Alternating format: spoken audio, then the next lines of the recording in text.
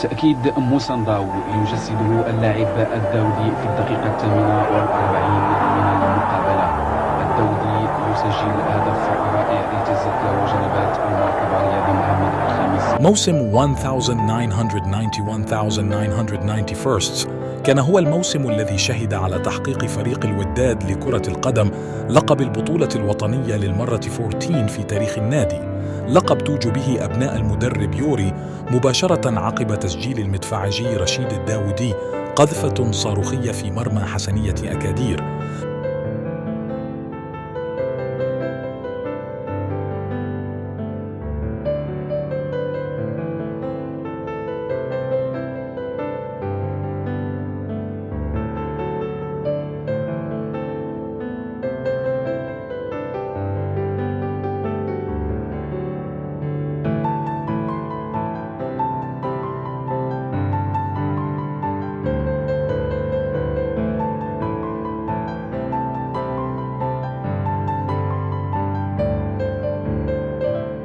موسم شهد عدة أشياء إيجابية، من بينها توقيع اتفاقية الرعاية التاريخية التي كانت ما بين البنك الشعبي ونادي الوداد، اتفاقية ساهمت كثيرا في إنعاش خزينة النادي، حيث حقق عقبها عدة تتويجات تاريخية أبرزها الثنائية العربية والعصبة الإفريقية والكأس الأفرو آسيوية فيما بعد.